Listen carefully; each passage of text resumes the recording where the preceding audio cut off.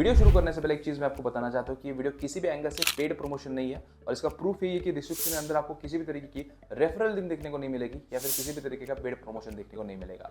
तो आज जो हम लोग बात करेंगे वो 100% ट्रांसपेरेंसी के साथ करेंगे, चाहे मैं इसकी खामियां बताऊँ या फिर अच्छी बातें आपको बताऊँ, 100% ट्रांसपेरेंसी के साथ मैं आपको सारी चीज़ें बताऊंगा। तो आज जो हम लोग बात करने वाले हैं वो है HDFC pixel play credit card के बारे में। तो चलिए देखते हैं क्या ये सच में अच्छा कार्ड है या फिर बेकार कार्ड है। सबसे पहले हम इस कार्ड के बेसिक्स को देखते हैं। जैसे कि इस कार्ड को HDFC ने मई 2024 में लॉन्च किया था और तब ये कार्ड बहुत फेमस था क्योंकि तब इंडिया में काफी कॉन्सर्ट्स वगैरह चलते थे, तो काफी अच्छे ऑफर्स आपको यहाँ पर मिल जाते थे। इस कार्ड को HDFC के पेज़ैप ऐप से ही आप मैनेज कर सकते हो और इसको दो वेरिएंट आते हैं, पिक्सल प्ले और पिक्सल गो। तो पिक्सल प्ले जो है उसके लिए आपको 500 रुपए की फीस देनी पड़ती है और जो पिक्सल गो है उसके लिए आपको 250 रुपये प्लस GST देना पड़ता है। पिक्सल प्ले के अंदर आपको ये लाइफ टाइम फ्री अभी चल रहा है, ऑफर हो रहा है और इसके अंदर बेनिफिट्स भी आपको काफी ज्यादा देखने को मिल जाते हैं। वैसे तो पिक्सल प्ले के दो वेरिएंट आते हैं, एक आता है वीजा और रुपे।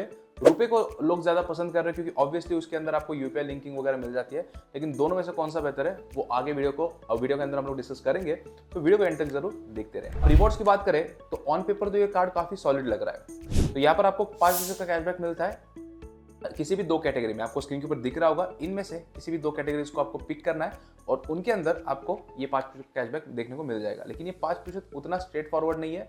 यहाँ पर आपको मैक्सिमम 500 कैश पॉइंट्स की कैपिंग है, यानी कि 500 रुपए के आसपास यहाँ से कमाया जा सकता है। नेक्स्ट आपको मिलता है 3% कैशबैक किसी भी एक ई-कॉमर्स प्लेटफॉर्म के ऊपर, Amazon, फ्लिपकार्ट या फिर पेज़ैप, और यहाँ पर भी जो कैपिंग है वो 500 कैश पॉइंट्स की है। फिर जो बाकी सारे ट्रांजैक्शंस है उनके ऊपर आपको 1% का कैशबैक मिल जाता है, एक्सेप्ट फ्यूल, वॉलेट लोड्स या फिर रेंट पेमेंट हो गया या फिर गवर्नमेंट के ट्रांजैक्शंस हो गए, उनके ऊपर आपको किसी भी तरीके का कैशबैक नहीं मिलेगा।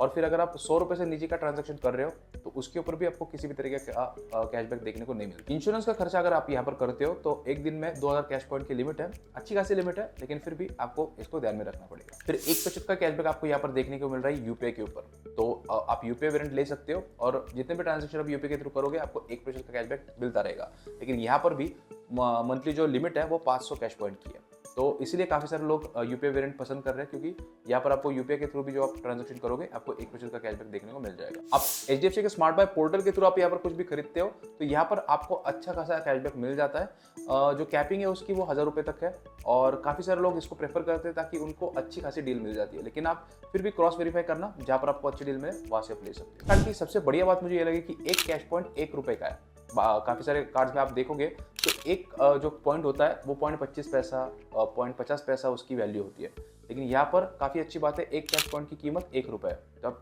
यहाँ पर जो रिवॉर्ड रेट हमें पता चलता है वो डायरेक्टली पता लग जाता है 1%, 3%, 5% क्या है। ऑन पेपर सुनने में तो काफी सारी चीजें एकदम बढ़िया लग रही है, ये कार्ड आपको लाइफ टाइम फ्री भी मिल रहा है, लेकिन इस कार्ड के अंदर कुछ ऐसी हिडन चीजें हैं जो कि आपको मैं बताना चाहूंगा जो कि इस कार्ड की यूटिलिटी को काफी कम कर देती है। सबसे बड़ी खामी मुझे लगी इनका जो 1% का आपको कैशबैक मिल रहा है UPI ट्रांजेक्शन के ऊपर इसके अंदर, क्योंकि यहाँ पर मंथली जो लिमिट है वो 500 कैश पॉइंट की है और 1% इतना मतलब इट्स नॉट दैट ह्यूज, लेकिन ठीक है फिर भी 0% से तो अच्छा ही है। और काफी सारे लोगों ने ये भी शिकायत की है कि UPI लिंक करने के बाद टैप एंड पे फेल कर जाता है, फिर सैमसंग पे और गूगल पे तो इस कार्ड से लिंक ही नहीं हो पा रहा है, और अगर किसी को कुछ शिकायत है तो अच्छे से सपोर्ट नहीं मिल पा रहा है, 7 से 10 दिन हो गए वेट कर रहे हैं लोग, तो काफी सारी शिकायतें भी आ रही है। काफी सारे जो लोग हैं वो इस 1% के कैशबैक का फायदा नहीं उठा पा रहे और उनको अगर कुछ शिकायत भी करनी है तो उनको अच्छे से सपोर्ट भी नहीं मिल पा रहा है। अगला बड़ा इशू ये है कि लिमिट ट्रांसफर का ड्रामा। तो HDFC यहाँ पर बोलता है कि पिक्सल प्ले के अंदर अगर आपके पास पहले से कोई HDFC का कार्ड है तो उसकी जो भी लिमिट है उसका थोड़ा सा पोर्शन आपको यहाँ पर डेडिकेट करना पड़ेगा इस कार्ड के अंदर, और ये इरिवर्सिबल है, यानी कि अगर आपकी लिमिट काफी अच्छी है और अगर आप कुछ पोर्शन इसके अंदर ट्रांसफर करते हो और कल को अगर आपको जो पिक्सल प्ले क्रेडिट कार्ड है वो बंद करना पड़ जाए तो उसकी जो लिमिट आपने वहां पर ट्रांसफर करी थी वो फिर से आप रिवर्स नहीं कर सकते। सोच के देखिए कि आपको क्रेडिट लिमिट बनाने में काफी टाइम लगता है और अगर आपकी क्रेडिट लिमिट 5, 6, 7 लाख है और अगर आप कुछ पोर्शन इस कार्ड को डेडिकेट करते हो और कल को आपको ये कार्ड बंद करना पड़ जाए तो वो जो लिमिट आपने दी थी वो आपको फिर से नहीं मिलने वाली, जिसको आपको बिल्ड करने में इतना टाइम लगा है। तो ये बात काफी सारे यूजर्स को पसंद नहीं आई और इसीलिए उन्होंने नेगेटिव रिव्यूज भी दिए हैं और ये भी कहा है कि बाकी सारे कार्ड्स के अंदर तो ऐसा कुछ भी नहीं, लेकिन पिक्सल प्ले के अंदर ही ऐसा क्यों हुआ है, तो ये भी काफी मुझे एक नेगेटिव पॉइंट लगा। अगला बड़ा इशू यहाँ पर है WRT कस्टमर सपोर्ट। अब क्योंकि ये कार्ड पेज़ैप से इशू हो रहा है तो इसका end to end experience PayZapp ही मैनेज करता है। अब यहाँ पर अगर आप पेज़ैप कोई भी आपको क्वेरी है तो आपको पेज़ैप के थ्रू ही रेज करनी पड़ती है। फिर यहाँ पर आपको कस्टमर सपोर्ट इतना अच्छा नहीं मिलता है क्योंकि लाइव चैट सपोर्ट अवेलेबल इतना नहीं है, लिमिटेड है बहुत।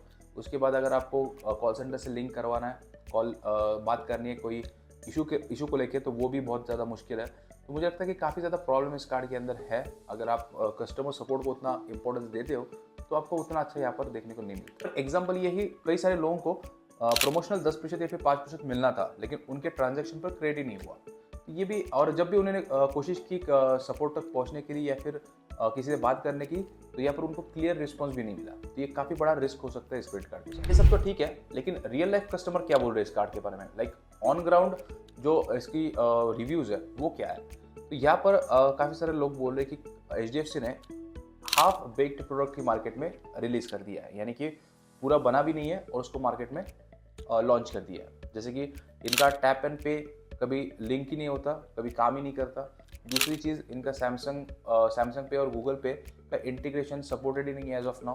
तीसरी बात, कस्टमर सपोर्ट के अगर बात करें तो यहाँ पर पेजैप के थ्रू आपको क्वेरी रेस करनी पड़ती है, जिसका कोई कंफर्म टाइम फ्रेम नहीं है। 7 से 10 दिन लग जाते हैं और कभी कभी तो रिप्लाई भी नहीं आता। काफ़ी सारे यूजर्स इसको SBI कैशबैक से भी कंपेयर कर रहे हैं, बट मुझे लगता है ये फेयर कंपैरिजन नहीं है, क्योंकि SBI कैशबैक आपको 5% का कैशबैक ऑफर करता है हर ऑनलाइन खर्चों के ऊपर, और उसकी जो लिमिट है वो भी 5,000 रुपये है बिना किसी कॉम्प्लिकेशन के। तो यहाँ पर मुझे लगता है कि आप जो पिक्सल प्ले है इसके अंदर भी आप अपनी कैटेगरीज को हर 3 महीने बाद चेंज कर सकते हो। लेकिन मुझे यहाँ पर लगता है कि अगर आप उन कैटेगरीज में सबसे ज़्यादा आपका खर्चा होता है, आपको बहुत ज़्यादा खर्चा होता है, तभी आप उसको यूटिलाइज कर पाओगे, तभी ये अच्छा कार्ड आपके लिए हो सकता है, वरना आप सिर्फ 1% कमा पाओगे। अगर मेरे ओपिनियन की बात करें तो यहाँ पर मुझे लगता है कि ये जो HDFC पिक्सल प्ले कार्ड है वो काफ़ी मुझे कॉम्प्लिकेटेड और लिमिटिंग कार्ड लगता है, क्योंकि 5% सब कैटेगरीज के अंदर सुनने में तो काफ़ी अच्छा लगता है, लेकिन आप यहाँ पर सिर्फ 2 कैटेगरीज को पिक कर सकते हो। दूसरी बात, 3% ई-कॉमर्स प्लेटफॉर्म के ऊपर सुनने में काफ़ी अच्छा लगते हैं, लेकिन यहाँ पर सिर्फ आप एक मर्चेंट को चुन सकते हो, और 1% सारे बाकी खर्चों के ऊपर ये ठीक ठाक है। अगर बाकी सारी चीज़ों की भी बात करें, लाइक आपको ट्रांजैक्शन मिनिमम लिमिट्स मिलती है, मंथली कैपिंग मिलती है, तो इन सबको अगर देखें तो रियल लाइफ जो यूसेज इस कार्ड का वो उतना पावरफुल नहीं है। सबसे बड़ा डील ब्रेकर तो मुझे ये लगा कि जो लिमिट ट्रांसफर है वो इरिवर्सिबल है। तो अगर ये पार्ट आपको परेशान नहीं करता, आपके पास अगर स्पेयर लिमिट है और आप ओकेजनल ओकेजनल कोई कार्ड देख रहे हो फॉर 5% जो कैशबैक है उसके लिए, तो यहाँ पर आप इस कार्ड के साथ जा सकते हो। वरना अगर आप HDFC का खास करके कोई कार्ड देख रहे हो for your main purpose, then मुझे लगता है कि ये कार्ड आपको नहीं लेना चाहिए, क्योंकि यहाँ पर आपको काफ़ी सारे लिमिटेशंस है और ये पूरी तरीके से अभी कार्ड प्रिपेयर नहीं है मार्केट में आने के लिए। सपोर्ट साइड पे जो लोगों को फीडबैक मिल रहा है वो तो काफ़ी कंसर्निंग है।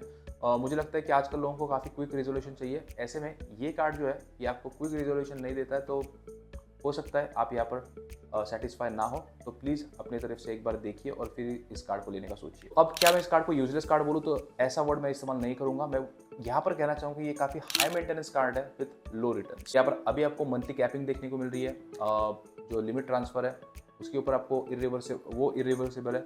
फिर आपको यहाँ पर और भी कई सारी चीज़ें हैं जो आपको कस्टमर सपोर्ट काफ़ी वीक है। तो ऐसे में अभी इस कार्ड को लेने का मुझे तो लगता है सेंस नहीं बनता है। काफ़ी सारे लोग ऐसे भी है कि फ्री मिल रहा है तो ले लो, क्या जाता है, ऐसे मोड में भी काम करते हैं। लेकिन एक बार आप इनके लिमिट ट्रांसफ़र का जो डिस्क्लेमर है उसे पढ़ लीजिए, कि ऐसा ना हो जाए कि आप फ्री है इसलिए ले लो और बाद में आपकी जो इतनी मेहनत से कमाई हुई आपने जो लिमिट बढ़ाई है वो आप लूज़ कर दो। सारे लोग ऐसे भी कि 6 महीने इस्तेमाल करके देखता हूँ, फिर बाद में अगर नहीं पसंद आया तो बंद कर दूंगा। लेकिन एक बात याद पर मैं फिर से कहना चाहूँगा कि जो लिमिट है वो इरिवर्सिबल है, यानी कि आप फिर से उसे रिवर्स नहीं कर सकते।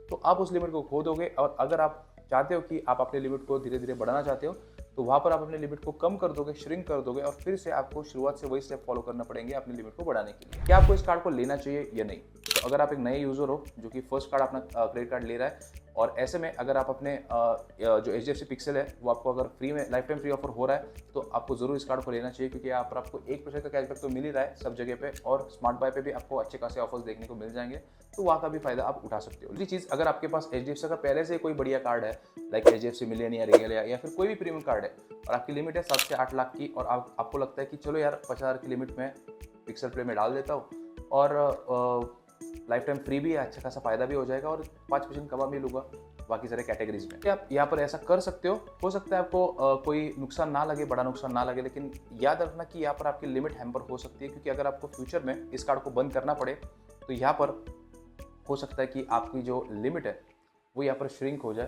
तो यस, दोनों चीज़ों के प्रोज एंड कॉन्स है, तो आप अपने हिसाब से देखिए। अगर आप एक ऐसे व्यक्ति हो जो कि बहुत कम खर्चा करता है अपने क्रेडिट कार्ड के द्वारा, लाइक 5 से 10 हज़ार रुपये खर्चा करता है हर महीने, और ज़्यादा खर्चा करता है जोमेटो, ब्लिंकिट, बुक माई शो, लाइक 2 से 3 हज़ार इस पर खर्चा कर देता है, तो आपको यहाँ पर 100-200 ही रिवॉर्ड के रूप में मिलेंगे। तो मुझे लगता है कि इसके लिए आपको ये कार्ड लेने की कोई ज़रूरत नहीं है।